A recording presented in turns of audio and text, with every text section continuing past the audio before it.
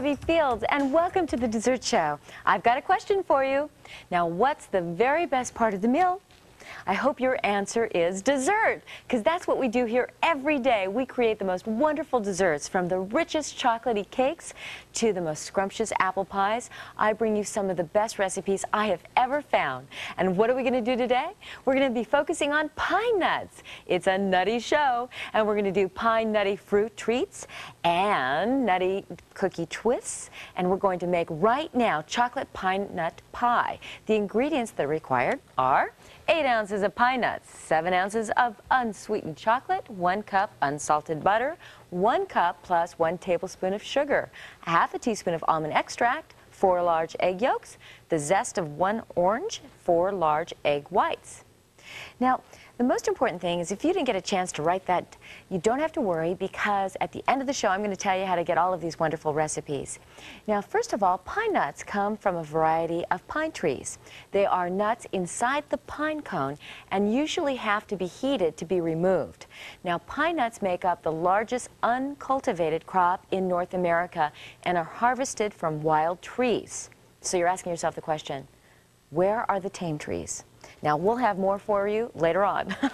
Now, here's the other thing. If you're not a pine nut lover, the thing to remember is that you have flexibility today, because if you like walnuts, you can substitute walnuts, but we're focusing on pine nuts. In front of me, I just wanted to show you what they look like. This is what a pine nut looks like. Now, it's also called a pinyon. It is, or maybe even an Indian nut. It has a very high fat content. And because of this, you now need to store it in the refrigerator or in the refrigerator or freezer for up to 3 to 6 months. And you want to make sure it's tightly sealed. That's important to keep, because they are expensive. Now, once again, if you don't want to go through the fuss of finding these, because they're all hand-picked out of those pine cones, that's what causes them to be so expensive. You can substitute any of your favorite nuts, from walnuts to pecans. We have nut flexibility. Now, our recipe also calls for butter, and I wanted to go over some butter math. The one thing to remember is that 1 pound of butter equals 4 sticks, so there's 4 sticks here. Also, 4 sticks equals 2 cups, and then 1 stick equals 8 tablespoons, or ½ a cup. And remember that all of the measurements are right in front of you. So if you need 2 tablespoons, simply look up the guide and cut accordingly. The other thing to remember too is you can buy butter, salted or unsalted. If you buy unsalted butter, remember that it will not last as long as salt. Salt acts as a preservative with butter. So unsalted butter needs to be stored in the refrigerator or freezer, and it will have a very short shelf life. But what I do when I buy butter is, just to be on the extra, careful side, because I don't know when I'm going to be baking or when I need it, I store my butter in the freezer, and that way I have it always available to me. And something that we just recently learned is, if you use unsalted butter, that's actually better, so that your baked goods don't stick to the pan. If you use salted butter, it may have a tendency to keep your baked goods from sticking to, your baking surfaces. Just a note. Okay, let's get ready to make the chocolate pine nut pie. Very easy recipe. What we're going to do is we're going to start with a food processor. We've got our nuts inside. We're going to take and add our chocolate. Simply pop the chocolate into your food processor, and we are going to ground the nuts and the chocolate together.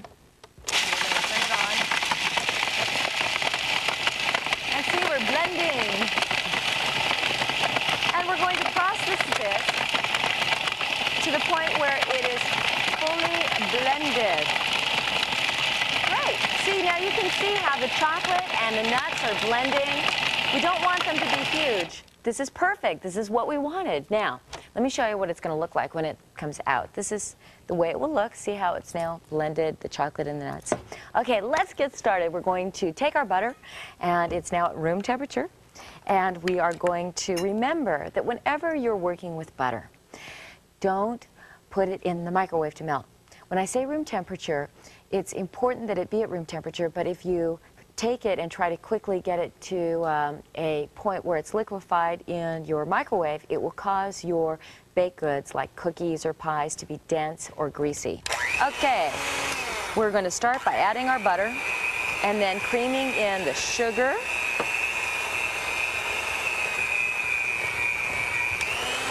Now, what we're doing here is we're actually working now to dissolve the sugar so it's not grainy.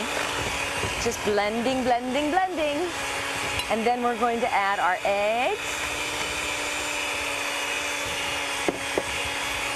And having those blended into our sugar and our butter. And we're now going to get ready to add our extracts. The extract, of course, is almond. And we're going to pour that in. And the orange zest. And continue to blend. Okay, we're doing a great job. And now we're going to get ready to add one of my favorite ingredients. That's chocolate. And simply take and add your chocolate.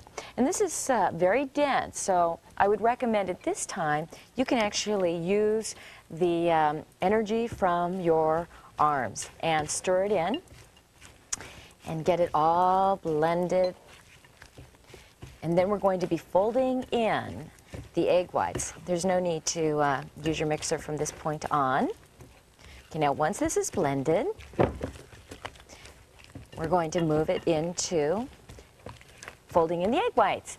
Now, you're going to have your oven temperature set at 300 degrees. And remember the importance of baking at the right temperature. What you can always do to be certain is to go out to the supermarket, pick up an inexpensive thermometer. I mean, they're like $3. Put it in the center of your oven in the back and, turn on the oven, check the heat, and if it says 300 degrees on your dial, check inside and see what the oven thermometer says. And if it says 300, you're in great shape. You're a very lucky person because I always have to adjust my dial. And simply, if it says like 275, then just simply move your dial up 25 degrees so it says 325. And that way you know that when you preheat, your oven is at the right temperature, and it's just wonderful to have. Okay, now we're going to add the egg whites in terms of folding them in. Take those egg whites, place them on top, and we're going to fold. Folding, as you know, is so that we allow air to remain in the batter, and we want to do it very gently. If I were to beat this up, this would make this particular recipe more dense. So we're just going to fold and leave the air in the batter, but you want to make sure everything gets blended. This is definitely a different recipe, and as I said, it will work for any nut whatsoever. We've chosen pine nuts today because pine nuts, they are expensive, but they have such an interesting flavor. Okay, now I'm going to get ready to pour this into a prepared pie plate.